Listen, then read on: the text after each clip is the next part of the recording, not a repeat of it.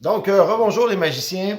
Je vous filme une autre vidéo, mais cette fois-ci, un autre tutoriel que je me permets d'enseigner encore parce que j'avais déjà enseigné cette routine-là lors de ma conférence que j'avais donnée au Festival de magie il y a de cela quelques années. Et c'est vraiment une routine qui m'est très utile, qui m'a été utile beaucoup. Là, je commence à je commence un peu à la délaisser parce que elle a besoin peut-être d'un peu de repos et je, je l'ai fait beaucoup, donc les gens m'ont déjà vu la présenter. J'ai un peu le luxe de présenter de la magie souvent devant un nouveau public, mais l'endroit où je présente ma magie, il y a quand même des clients qui sont des habitués, donc qui m'ont déjà vu. Donc, ça me force à développer du nouveau matériel. Donc, ce tour-là, je ne peux plus vraiment leur présenter, mais il m'a vraiment été utile à plusieurs égards. Donc, ça me fait plaisir de le partager avec vous.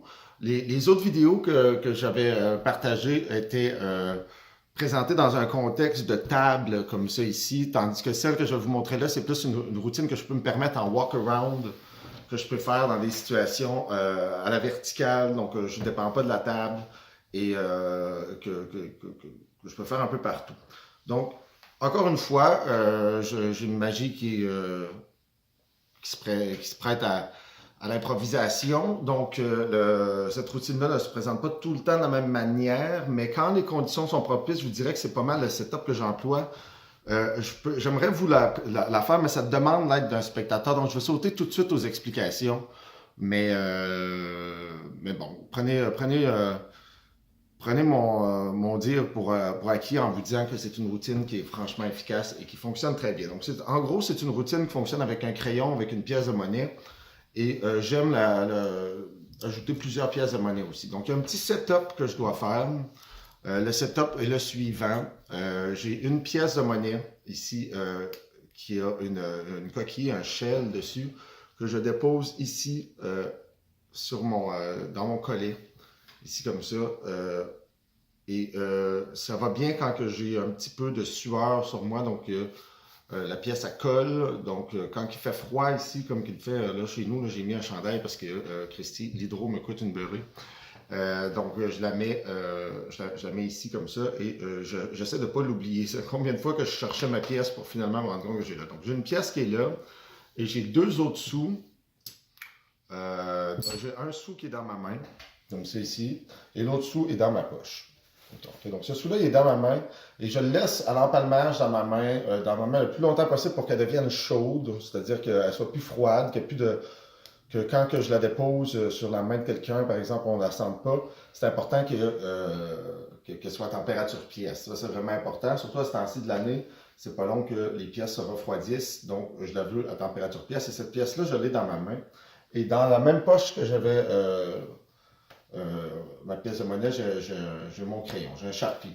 Okay? Donc, le Sharpie, c'est pas nécessairement le crayon qui va le mieux pour ça, pour la simple et bonne raison qu'à un moment donné, oui, pardon, je vais faire disparaître le bouchon et comme il est de la même couleur, ça va moins bien un peu. Mais souvent, je m'en sers pour faire signer des cartes. Donc, c'est un crayon qu'on possède tous, là, que les magiciens sont habitués d'avoir. Donc, ça, je l'ai d'habitude avec moi. Et j'ai quelques crayons marqués. Donc, il y en a un qui fait comme un X qui se déplace, qui est un super bon tour d'ailleurs. Ou j'ai d'autres gimmicks qui sont à base de Sharpie. J'en ai un qui plie les pièces de monnaie. Donc, c'est utile de l'avoir dans l'environnement pour quand le Sharpie truqué rentre en ligne de compte, bon, ben, il ne se voit pas un objet out of nowhere. Donc ça, j'ai ça dans ma poche ici et comme je vous disais, j'ai une autre pièce de monnaie dans ma main. Donc ce que je vais faire en fait, c'est que je vais serrer la main à une couple de spectateurs. Donc là, je l'aurai par exemple en main gauche, à la main, puis éventuellement, je vais faire un transfert de cette pièce-là dans ma main. Et je vais aller dans ma poche et chercher l'autre sou. Donc, si les deux pièces sont chaudes dans ce moment-là, j'en prends une dans l'empalmage et je sors l'autre comme ça ici. Et je vais demander au spectateur de tendre sa main. Et quand je vais déposer la pièce dans sa main, je vais charger l'autre pièce dans sa main gauche.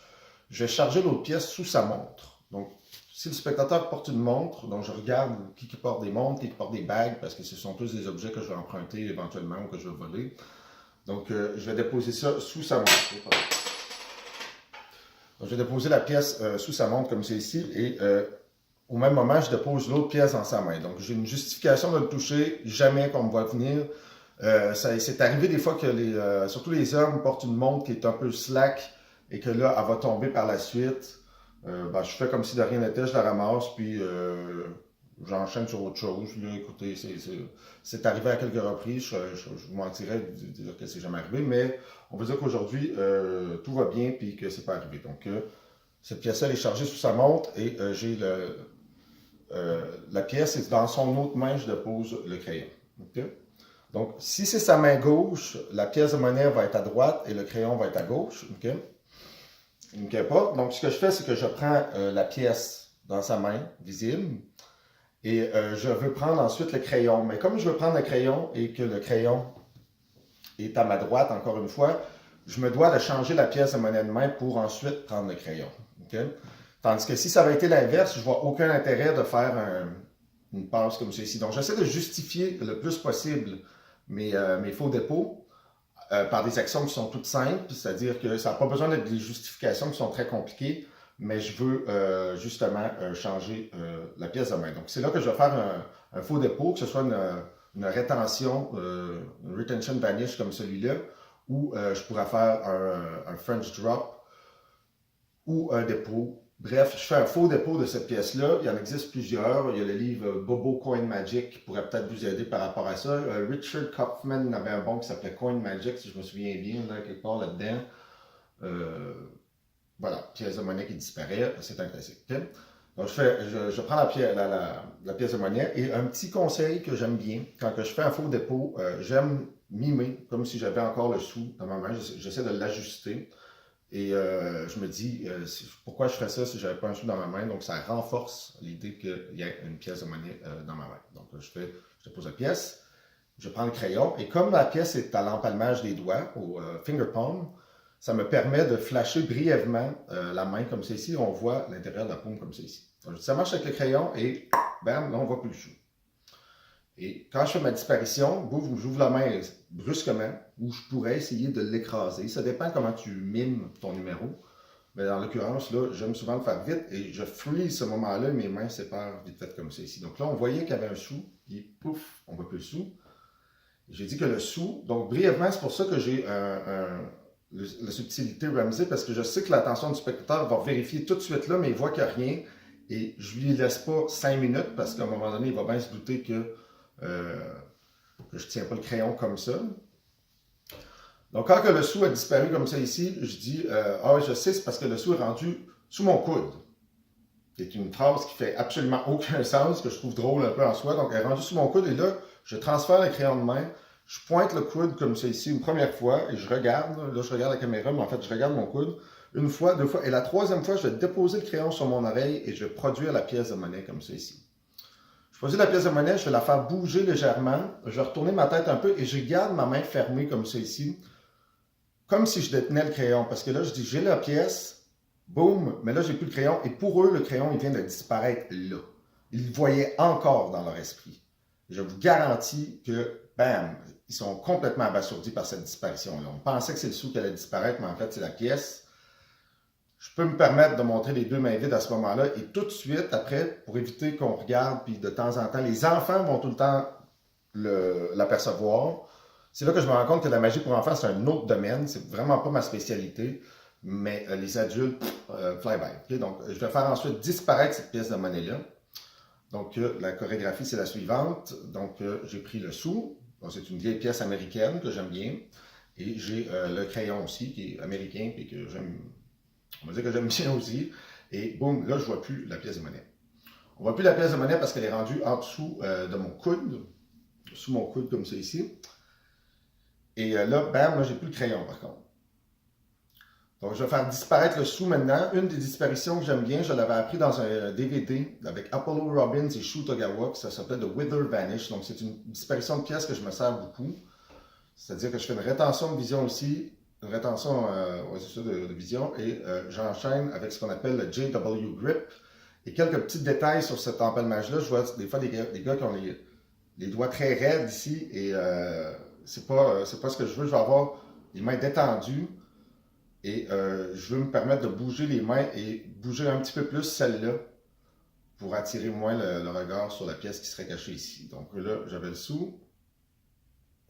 Là, j'ai plus le sou parce que le crayon est rendu sur mon oreille. Donc là, je pointe le crayon sur l'oreille comme ça ici. Bam. Je vais reprendre mon JW Grip pour faire une transition en Edge Grip qui me donne une image mais vraiment très clean à ce moment-là. Donc, j'étais comme ça, bam, là j'ai plus le sou, il est rendu sur le crayon est sur mon oreille, et je fais la transition juste pour brièvement flasher la main et aller chercher le capuchon comme c'est ici. Une fois que j'ai le capuchon, je vais visser le capuchon, le remettre dans la main du spectateur et dire que le sou est dans le bouchon comme c'est ici, et boum, on a l'impression que le sou sort du bouchon. Super cool. Il y a le moment où je veux remettre ensuite le bouchon sur le crayon, et c'est là que je fais un tenkai en quelque sorte. Ça, je reprends le crayon et je refais comme une disparition comme ça. Ça fait aucun sens. C'est pas logique parce que le boom il est censé être disparu, mais j'ai l'impression que ça redonne un peu la même image que ça disparaît un peu dans les airs comme ça ici. Et je dis, ah, le bouchon est encore sur mon coude en dessous et je fais la même chose. C'est-à-dire que je reproduis le bouchon, ma main est toujours fermée à ce moment-là. Et quand je viens pour remettre le bouchon sur le crayon, j'ouvre la main très grand. Donc, pouf! Et là, on voit que le crayon a encore disparu une fois. Je refais disparaître à nouveau le bouchon. Je le fais réapparaître rapidement. Ce n'est pas le moment le plus impressionnant. Les gens peuvent se dire, ah, il n'était pas là, donc il devait être là. Donc, avant qu'ils se posent la question, ça se produit. Et encore une fois, je retourne sur l'oreille, comme c'est ici. Bon. Alors, je te rappelle, pendant tout ce temps-là, le spectateur, et je remets le crayon dans sa main, donc ça lui évite de retourner la main.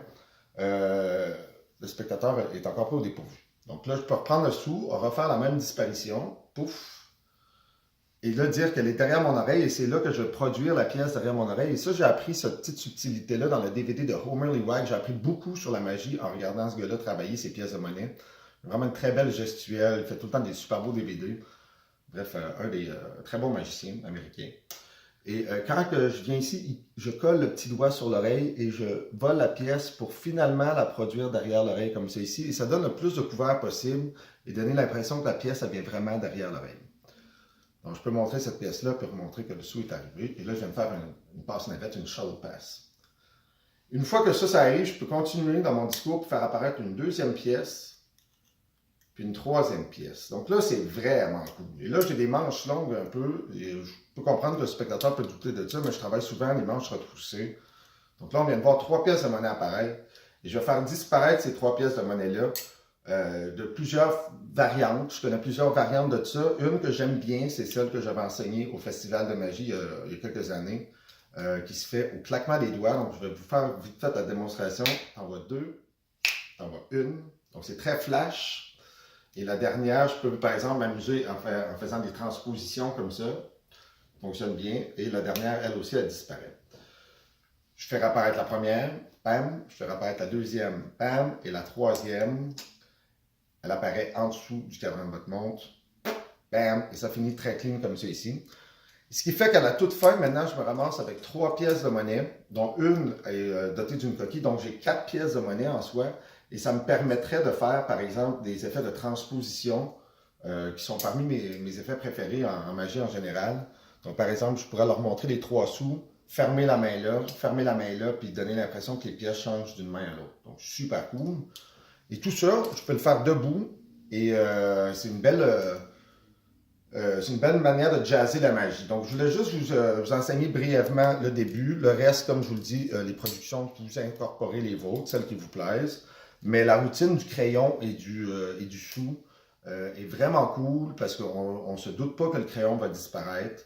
Et j'essaie de garder au minimum mon nombre de disparitions et d'apparitions pour éviter que ce soit juste une séquence de 8 apparitions, 8 disparitions pour que finalement on perd le fil un peu et que le spectateur a besoin que ce soit clair et plutôt simple d'habitude. Donc voilà, c'était le petit tutoriel de magie verticale pour aujourd'hui. Je suis allé un peu brièvement là-dessus, mais c'était juste pour vous donner peut-être un avant-goût. Et là, c'est le fun, on a un bel éclairage de soleil qui correspond à la fin de cette vidéo-là. Donc c'était le tutoriel de magie verticale. Amusez-vous bien avec ça.